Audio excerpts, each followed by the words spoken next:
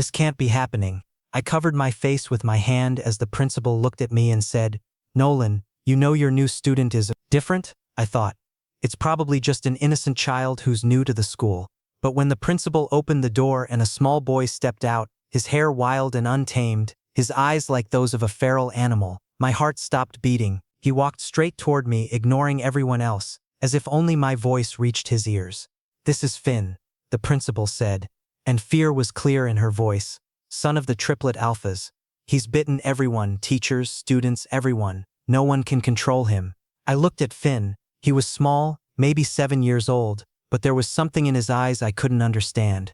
He came closer to me with such ease as if we'd known each other for years, and brought his nose close to my hand. He sniffed me, slowly, gently, as if he was savoring some kind of happiness. I thought he would bite me too, just like he'd bitten everyone else. But no, he just stood there, next to me, completely calm, as if nowhere else in the world existed for him. "Nolan," the principal said, surprise evident in her voice. "You're a scarred Omega, maybe that's why he's drawn to you." She didn't finish her sentence. She didn't need to. My entire body was covered in scars, burns, cuts, wounds that never fully healed. These scars were my identity, and people would look at me and immediately turn their gaze away as if I were something strange and unwanted. But Finn? He looked at me as if I were beautiful, as if my scars didn't matter to him at all. I knelt down to Finn's level and asked, "Are you okay?" My voice carried a softness I didn't recognize in myself. Finn didn't answer, but he placed his small hand on my scars, gently, as if they might break under his touch. In that moment, I thought for the first time, maybe this child isn't truly feral. Maybe he's just alone, and maybe so am I. The principal cleared her throat behind me, breaking the spell. "Nolan, I need you to be his homeroom teacher. You're the only one he hasn't shown aggression toward. I know it's a lot to ask, but we've tried everything else. His fathers are, well, they're not easy to deal with either." I wanted to say no. I wanted to walk away from this responsibility because I knew what it meant. Taking on Finn meant dealing with the triplet alphas, 3 of the most powerful men in this city. But when I looked down at this small boy who was still touching my scars with such reverence, I couldn't find it in myself to refuse. "I'll do it," I heard myself say. The principal's relief was palpable. "Thank you, Nolan, truly. I'll send you his file and contact information for his fathers.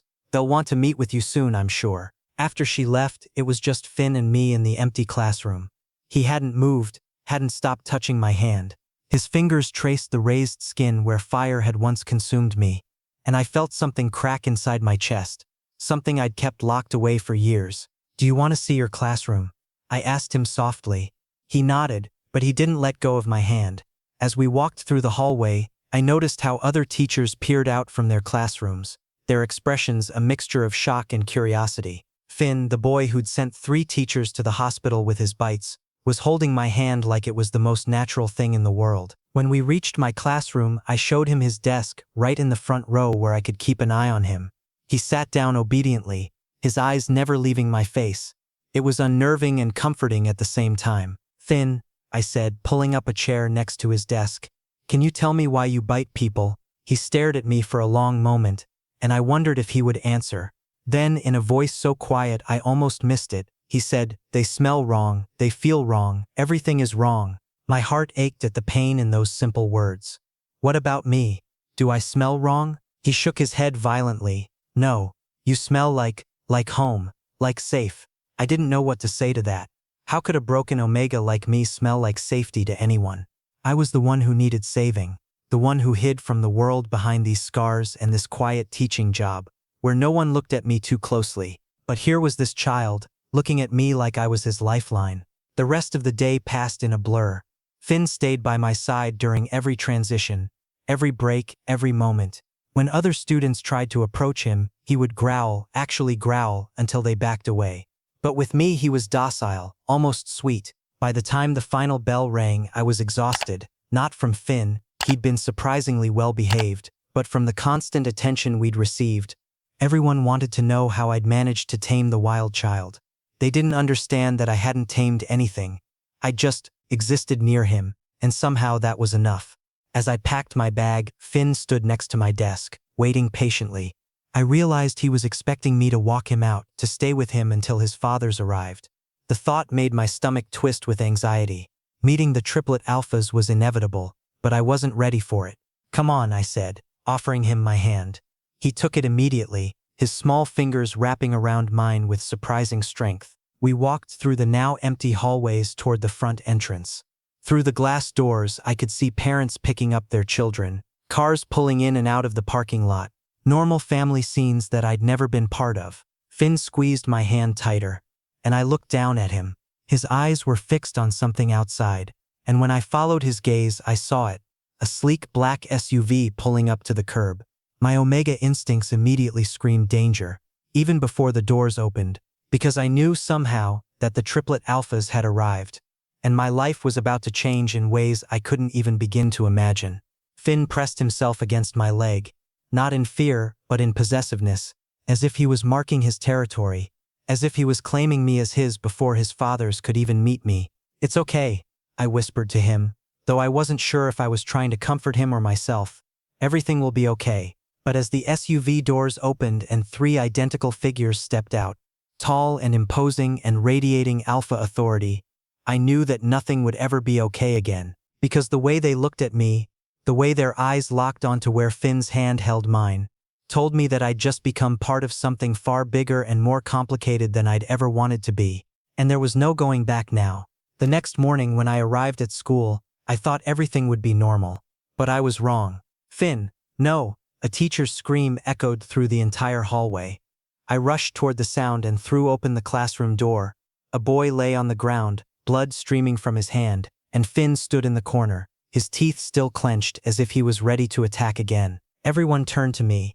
"Nolan, you're the only one who can handle him," a teacher said, desperation thick in her voice. That was easy for her to say, but I knew the truth. People only talked to me because they had no other choice. I was just a means to an end for them, nothing more. Still, I moved toward Finn. The injured boy was being helped up by another teacher, crying and clutching his bleeding hand. I caught a glimpse of the bite mark, deep and vicious. This wasn't a playful nip, this was a child fighting for his life. Or at least that's what it looked like from his perspective. I approached Finn carefully. He was huddled in the corner, knees pulled to his chest, as if trying to hide from the world. His breathing was rapid, like he was angry, or in pain. "Finn," I said quietly, kneeling to his level. "What happened? Why did you hurt him?" He looked at me, and in that gaze was so much pain that my heart physically ached. Then, he stood and came to me. Close, so close that his breath hit my neck, warm and uneven, and then he did something I never expected.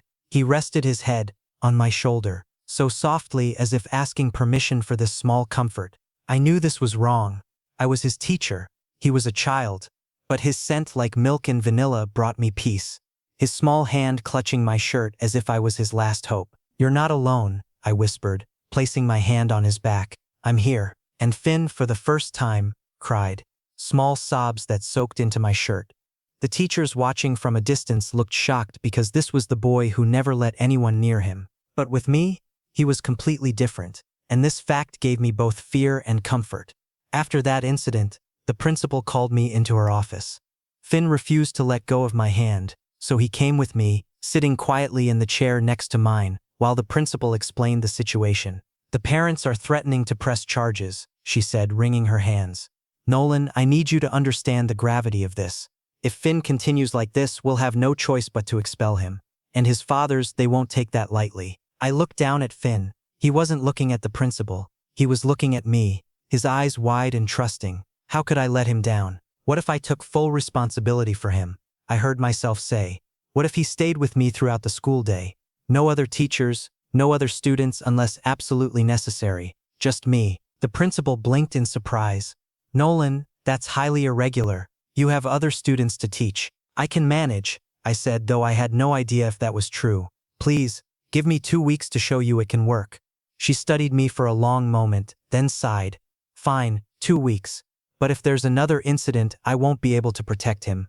That afternoon, I rearranged my entire classroom. I created a small corner with soft pillows and blankets, a safe space where Finn could retreat when he felt overwhelmed. The other students would work independently while I gave Finn individual attention. It wasn't ideal, but it was the best I could do. When Finn saw the corner I'd made for him, his eyes widened. He walked over to it slowly, touching the soft blue blanket I'd brought from home. Then he picked it up and brought it to his nose. Inhaling deeply, his whole body relaxed. "This smells like you," he said, his voice small and wondering. "I know," I replied. "I thought it might help you feel safe." He looked at me then, really looked at me, and said something that made my breath catch. "Why are you nice to me? Everyone else is scared." I knelt down beside him, choosing my words carefully. "Because I know what it's like to feel different, to feel like you don't belong anywhere." His small hand reached out and touched my scarred cheek.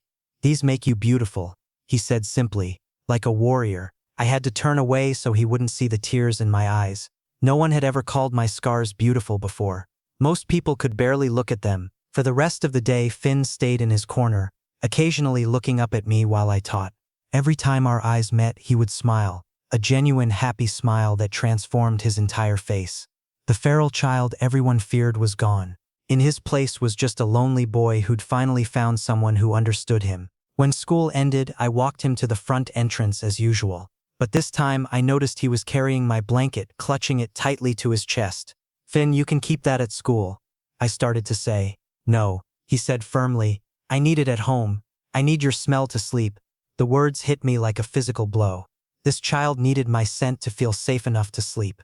What kind of life had he been living before this? Before I could respond, the black SUV pulled up again. But this time, only one of the triplet alphas got out, the quiet one with intense eyes. "Reed," I remembered from the brief introduction yesterday. He walked toward us, and I instinctively stepped in front of Finn, my Omega protective instincts kicking in without thought. Reed stopped, his eyebrows rising slightly. "You're protecting him from me?" "I'm protecting him from anyone who might upset him," I said, trying to keep my voice steady despite the alpha pheromones rolling off him in waves. Something flickered in Reed's eyes. "Respect, maybe?" He looked down at Finn, who was peeking out from behind my legs, still clutching my blanket. "Is that Nolan's?" Reed asked, gesturing to the blanket. Finn nodded. "It smells like him. I need it to sleep." Reed's gaze snapped to mine, and I saw something dangerous there. Not anger, but interest. Possessive interest. "My son has never needed anyone before," Reed said slowly. "Not even us. But he needs you." "I'm just his teacher," I said quickly. "No," Reed said, his voice dropping to a rumble that made my Omega instincts go haywire. "You're much more than that, and I think you know it." He turned to leave, then paused. "We'll be having dinner at our house tomorrow night. You're invited. Actually, you're expected. Finn needs you there." It wasn't a request. It was a command. And as I watched him drive away with Finn, who pressed his face against the window, watching me until they disappeared, I realized I was already in too deep to escape. 1 week later, I stood outside the school holding Finn's hand when a black SUV pulled up in front of us. "Who are you?" The voice was so dominating that electricity ran down my spine. I turned around and saw 3 men. Identical faces, identical builds, identical intense eyes. Triplets, alphas. Their aura was so strong that my Omega instinct told me to run. But I couldn't run, because Finn was hiding behind me, his face buried in my shirt. I'm Finn's teacher," I said, trying to keep my voice steady, but my hand was trembling.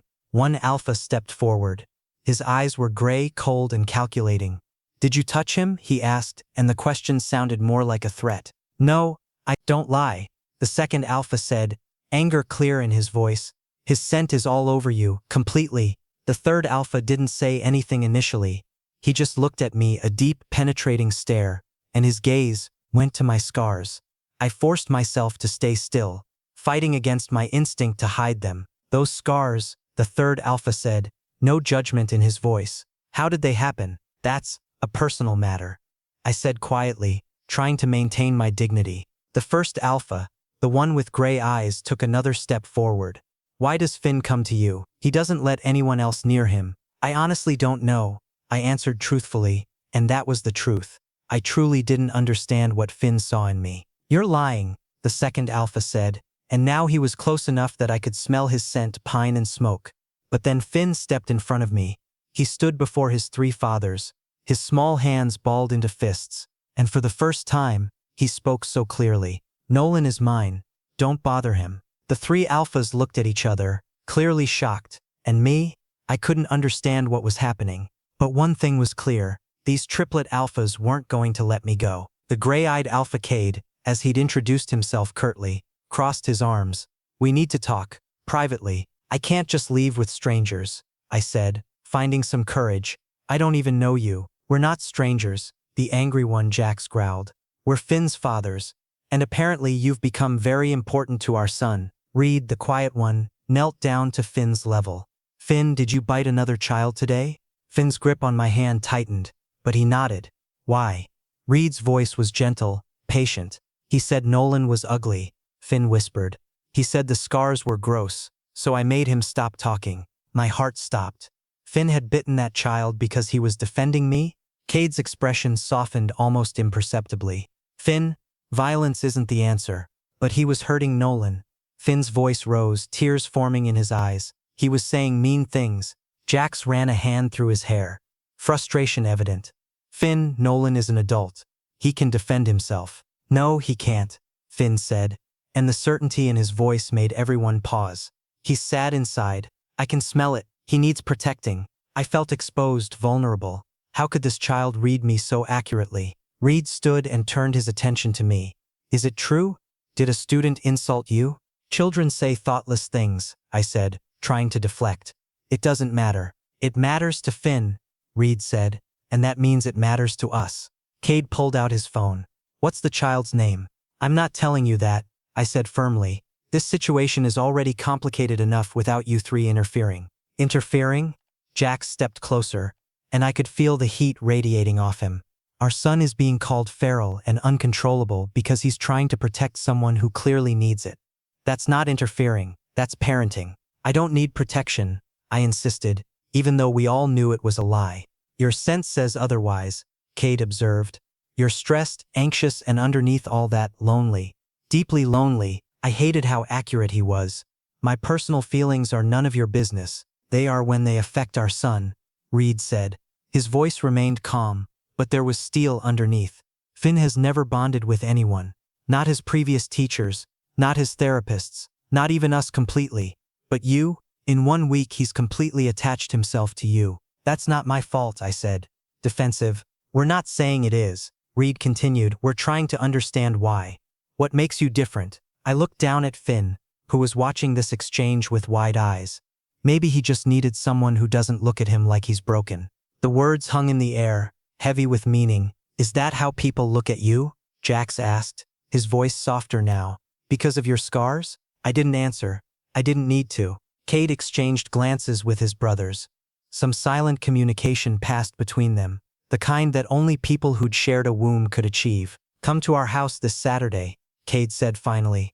We need to discuss Finn's care, and clearly you're a major part of that now. I don't think— It wasn't a request, Jax interrupted. Finn needs stability. He needs routine, and apparently he needs you, so we need to figure out how to make this work. Reed pulled out a business card and handed it to me.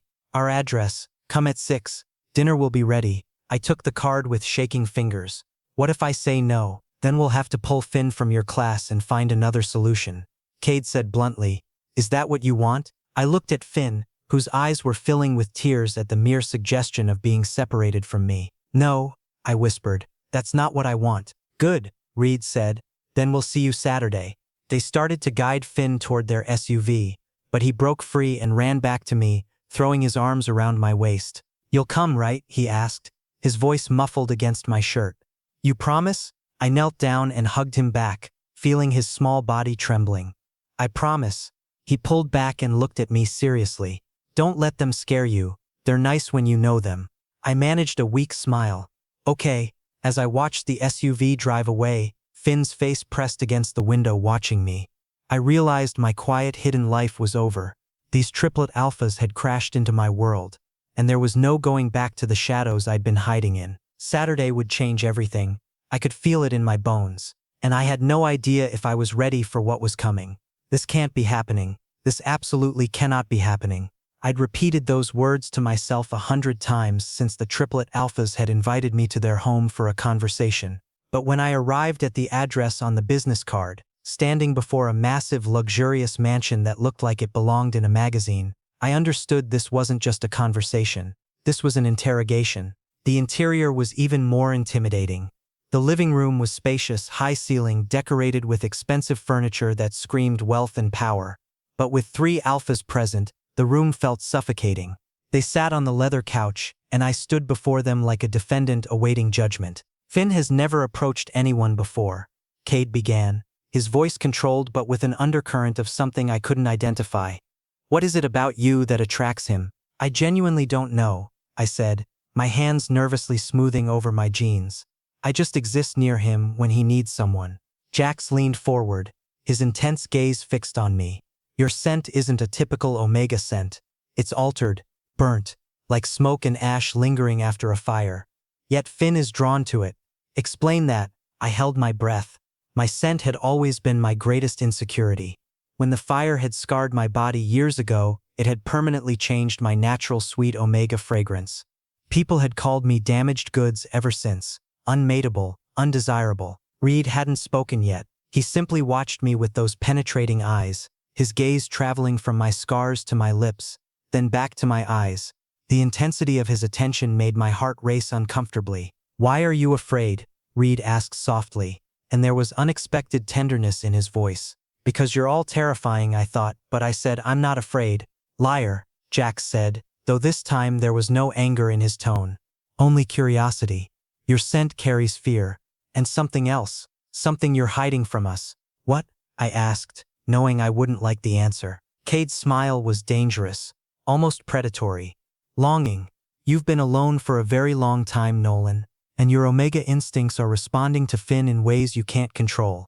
I lowered my head. He was right, and I hated that truth with everything in me. We want to ask you something, Reed said, shifting closer. Be honest. Why does Finn feel safe with you? I met his eyes and decided truth was the only option. 'Cause I'm broken too. Just like him, and maybe he can sense that. Something shifted in that moment. The coldness in all 3 alphas' eyes softened slightly. For the first time, I wondered if they were seeing me as something other than a threat or an inconvenience. Cade stood and walked to the window, his back to me. When Finn was born, we knew something was different. He came out fighting, screaming, trying to bite the nurses. The doctors said it was just alpha aggression manifesting early. But it wasn't. It was pain. Jax continued where Cade left off. His mother abandoned him 3 days after birth. She couldn't handle him. Said he was a monster. She walked out and never looked back. My heart clenched. That tiny, fierce boy had been rejected by his own mother. Reed's voice was quiet. We've tried everything. Therapists, medications, special schools, nothing worked. He attacked everyone. We were running out of options when the principal suggested you. She didn't suggest me, I corrected. She had no other choice. Exactly. Cade turned back to face me. You were the last resort, and somehow you became the miracle we didn't know we needed. I shifted uncomfortably. I'm not a miracle. I'm just someone who doesn't see him as a problem that needs fixing. That's precisely what makes you different, Reed said. Everyone else sees a feral child. You see a hurt child. There's a distinction. Jax stood and approached me slowly, like one might approach a skittish animal. Tell us about your scars. That's personal, I said immediately.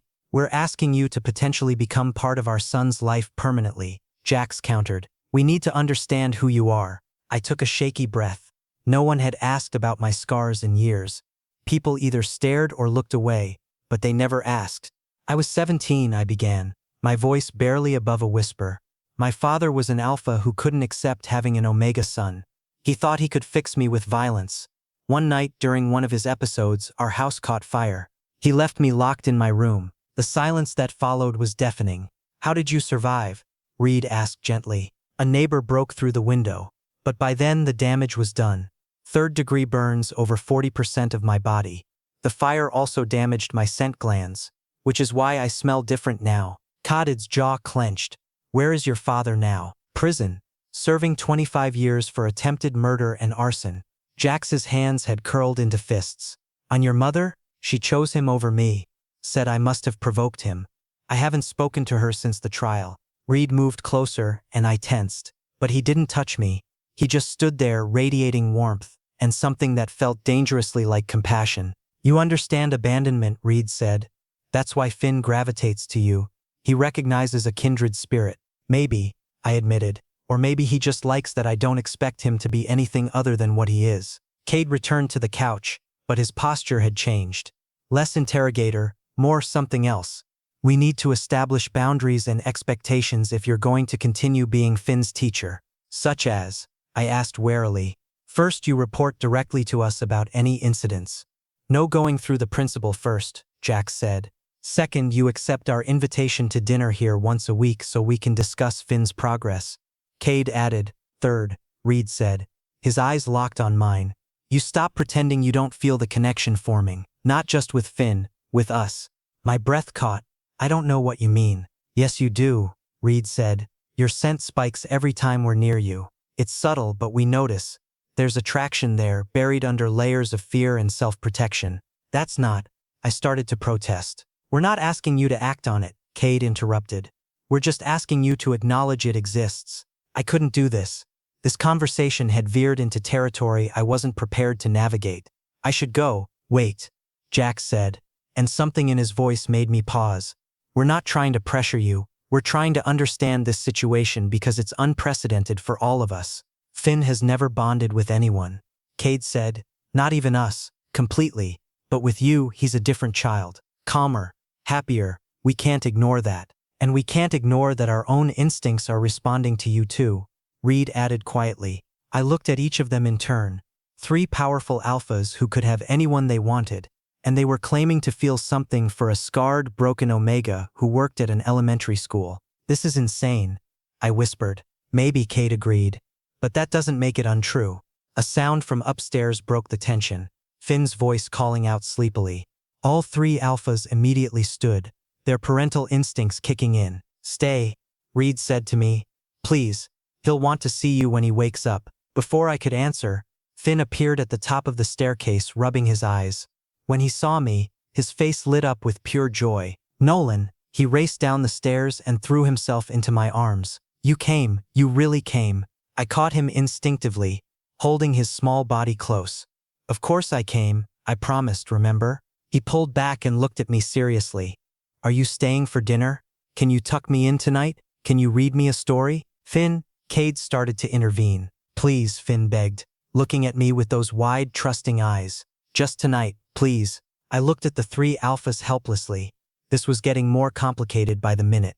But how could I say no to that face? Just tonight, I agreed softly. Finn cheered and grabbed my hand, pulling me toward the kitchen. I'll show you my favorite snacks, and my room, and my toys. As I let myself be dragged away by an excited 7-year-old, I glanced back at the triplet alphas. They were watching us with expressions I couldn't quite read. But one thing was clear. I'd just crossed a line I could never uncross. And terrifyingly, part of me didn't want to go back. The next morning, everything seemed normal until it wasn't. Mama, that single word reached my ears and my heart stopped. I turned my head and saw Finn standing beside me with a small smile on his face, and he said it again, louder this time. Mama, you're my mama. In front of everyone. In the school hallway. In front of other teachers. And worst of all, in front of his 3 fathers who had just arrived for morning drop-off. Cotted, Jax and Reed all looked at each other in shock. Then at me, and I simply froze, unable to form words or coherent thoughts. Finn, Cade said carefully, though shock was evident beneath his controlled tone. He's not your mama, he's your teacher. No, Finn insisted, and now he walked over to grasp my hand tightly. He makes me feel safe, he loves me, he's my mama. The teachers in the hallway had gone silent, clearly uncomfortable with this declaration, and I had no idea how to respond. Reed studied me, and I saw something in his eyes I couldn't interpret. Understanding? Recognition? Something deeper? Nolan, he said, and this was the first time he'd spoken my name with such gentleness. Have you been trying to adopt Finn? No, I said quickly, panic rising. I'm only his teacher. I would never. Then explain the scent mixing. Jax interjected, moving closer. Your scent is blending with Finn's, like family. This happens naturally when an Omega bonds with. This can't be happening, I interrupted, trying to convince myself more than them. But my heart knew the truth, because I did feel it. Being near Finn brought me peace. A strange protective instinct awakened in me whenever he was close, and that terrified me. I knew the statistics, the biological facts. Omegas who bonded with alpha children rarely broke those attachments. And if these triplet alphas decided to separate me from Finn, but Cade said something I never expected. Come to our house this evening, Nolan. We need to have a serious discussion. Before I could respond, the school bell rang. Parents and children began moving, the moment breaking apart. The triplet alphas left with measured steps, but not before each of them gave me a look that promised this conversation was far from over. Finn clung to my hand as we walked to the classroom. I made them mad, didn't I? No, sweetheart, I said automatically, then froze. Had I just called him sweetheart? You just surprised them and me. But it's true, Finn said earnestly. You take care of me. You make me feel happy. That's what mamas do. How could I explain to a 7-year-old that biology and society didn't work that way? That I was nobody, nothing, certainly not qualified to be anyone's parent? The day passed in a blur of anxiety. Other teachers gave me strange looks. The principal called me into her office during lunch. Nolan, I'm hearing concerning reports about boundary issues with Finn, she said, her expression stern. There are no boundary issues, I defended. Finn is comfortable with me. That's not inappropriate. He's calling you his mother in public. That crosses a line. He's a child processing complex emotions, I argued. Would you rather he go back to biting everyone? She sighed. Just be careful. The triplet alphas are powerful people in this community. If they decide you're a problem, she didn't finish, but the threat was clear. I could lose everything. That evening, I drove to the mansion with my stomach in knots. When I arrived, Jax answered the door himself. He's been asking for you every 5 minutes since he got home, Jax said, stepping aside to let me enter. Inside, Finn was building something with blocks in the living room. The moment he saw me, he abandoned his project and ran over. You came back. He hugged my legs tightly. I said I would. I reminded him gently. Caddy emerged from what looked like a home office. Finn, go play upstairs for a bit. We need to talk to Nolan. But now please, Reed added, appearing from the kitchen. His tone was gentle but firm. Finn looked at me for permission, which broke my heart. I nodded. I'll come find you in a little while. Once Finn had trudged upstairs, the 3 alphas turned their attention to me. This time, there was no interrogation setup. We all sat in the living room like civilized people. Somehow, that made it more terrifying. The principal called us today. Kad began. My stomach dropped. She expressed concerns about your relationship with Finn. He continued, specifically about boundaries. I haven't done anything inappropriate, I said firmly. Finn is the one who initiated calling me that. I've never encouraged. We know, Reed interrupted. We're not accusing you of anything. Jax leaned forward. We're concerned about what this means, biologically, for all of us. I don't understand, I said, though I was beginning to. When an omega scent begins mixing with a child's, especially an alpha child, it indicates a parental bond forming. Cade explained, it's rare but it happens. Usually between biological parents and children, but sometimes with intended parents, Reed finished. Adoptive parents. Or in cases of destined families, Jax said bluntly. I shook my head. That's not real. That's just folklore. Is it? Cade challenged. Then explain why Finn, who has bitten 12 people in the last 6 months, has never once shown aggression toward you. Explain why your damaged scent glands, which should repel alphas, somehow attract our son. Explain why all 3 of us feel compelled to protect you despite knowing you for less than 2 weeks. You don't know me, I whispered. We're trying to, Reed said softly. That's what tonight is about. Jax pulled out a folder from the side table. We did some research, contacted specialists in omega-alpha bonding dynamics. They all said the same thing. What's happening between you and Finn is extremely rare and extremely significant. What does that mean? I asked, dreading the answer. It means, Cade said carefully, that separating you from Finn now could cause serious psychological damage.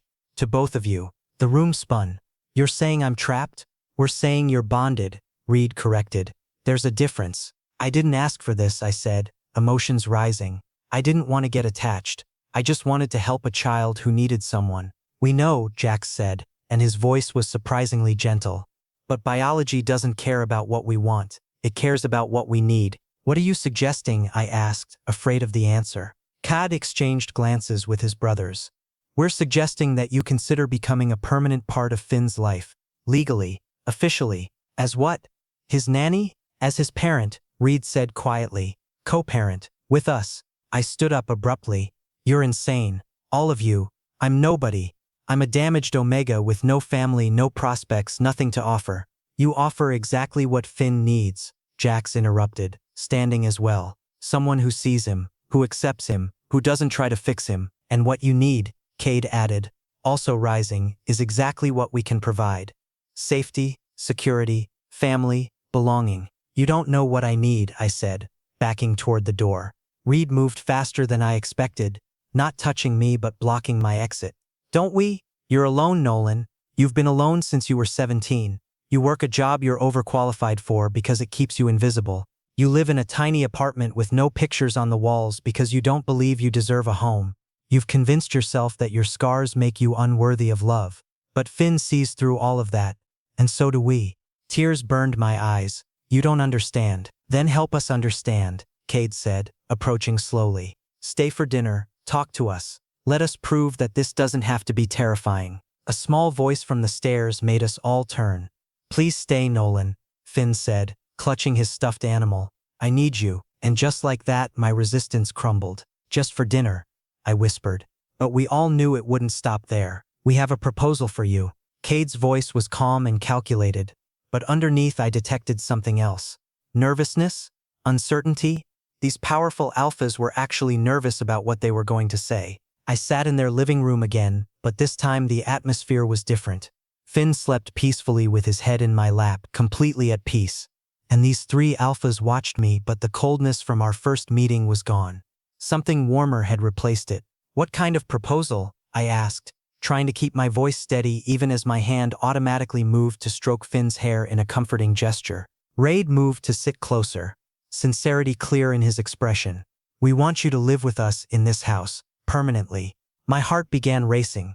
What do you mean? We mean, Jax said, and the harshness that had colored his earlier interactions was absent now, that you would become Finn's parent, officially, legally, and Cod paused, as if searching for the right words. Our mate. I thought I'd misheard. What? We're triplets, Reed explained, his eyes locked directly with mine. We share one mate, that's how our biology works, and your scent, your connection with Finn, the way you handle him. These are all signs. Signs of what? I repeated, my mind struggling to process. That you're our destined mate, Cade said, and there was such certainty in his voice that I almost believed him. But my scars, I started then stopped myself before my insecurities could pour out. Mean nothing to us, Jax said, meeting my eyes. Absolutely nothing. Reed reached out slowly and placed his hand on my cheek. Gently, carefully, as if I were something precious. You're beautiful, Nolan, exactly as you are. Your scars tell your story of survival, and we accept every part of that story. Something inside me broke in that moment. The walls I'd built around my heart for years began to crack and crumble. I don't know, I whispered, fighting back tears. I'm not enough for you. I'm damaged. You're perfect, Cade interrupted, moving closer as well. For us, for Finn, and maybe you feel it too. Tell us the truth, Nolan, aren't you attached to Finn? Don't you feel something when you're near us? I closed my eyes. It was true. I felt everything. Finn's warmth, these alphas' protective presence, the sensation of finally belonging somewhere. But there was more to consider. This wasn't just about feelings.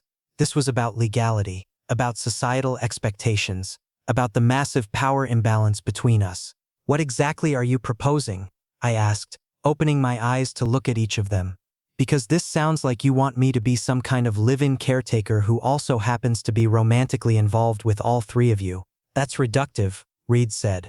We're proposing a full partnership, equal say in Finn's upbringing, equal ownership of this house, your name on everything that matters. Jax pulled out a folder, they seemed to love their folders, and handed it to me. Our lawyer drew up preliminary documents. Look them over. This isn't us trying to trap you. This is us trying to build something real. I opened the folder with shaking hands. Inside were documents outlining co-guardianship of Finn, property rights, financial arrangements.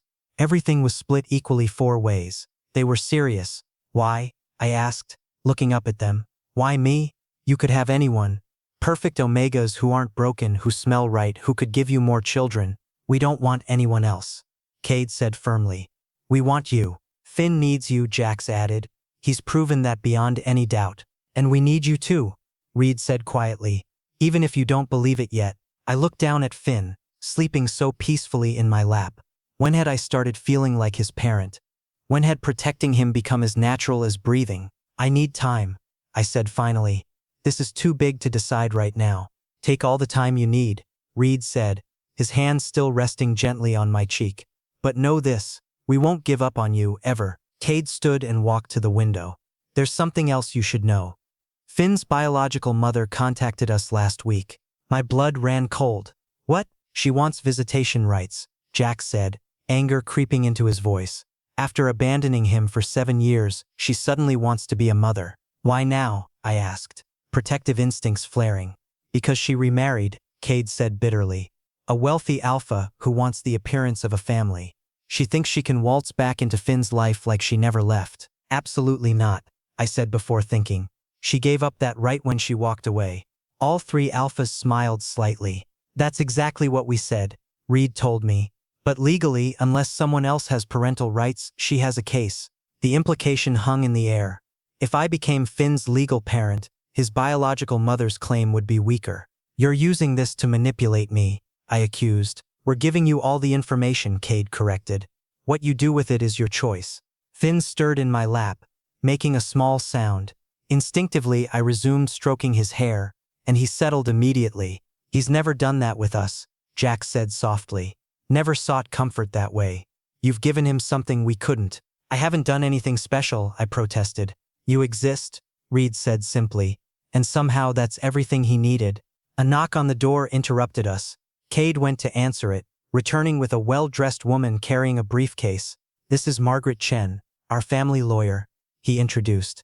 She can answer any questions you have about the legal arrangements. Margaret smiled warmly at me. Mr. Nolan, I understand this is overwhelming. Why don't we go somewhere private and I can walk you through everything? I looked at the 3 alphas, then down at Finn. This was really happening. They were serious about all of it. Okay, I agreed quietly. Margaret and I moved to Cade's office. For the next hour she explained everything in detail. The co-guardianship would give me equal legal rights to Finn. The property arrangements would make me a co-owner of the house. The financial setup would provide me with complete independence. I could leave at any time and be secure. They've thought of everything, I said, somewhat stunned. They've been planning this for 3 days, Margaret said. Since Finn first called you his mama, they knew then what they wanted. And what I want doesn't matter. On the contrary, she said, everything is contingent on your willing agreement. There's no coercion here, Mr. Nolan, only invitation. When we returned to the living room, Finn was awake and playing quietly with his fathers. The scene was so domestic, so normal, that it hurt to look at. Well, Cade asked. I need to think, I said. This is my entire life changing. We understand, Reed said. Finn looked up at me. Are you leaving? Just for tonight, I assured him. I'll see you at school tomorrow. Promise? His eyes were wide and worried. I knelt down to his level. I promise. Have I ever broken a promise to you? He shook his head and hugged me tightly. I love you, Nolan. The words hit me like a physical blow. This child, this precious, damaged, beautiful child, loved me. I love you too, I whispered back, and meant it. As I drove home that night, I knew my decision was already made. I was just too scared to admit it yet. But these triplet alphas were right about one thing. I did belong with them, and maybe, just maybe, I deserved to be happy.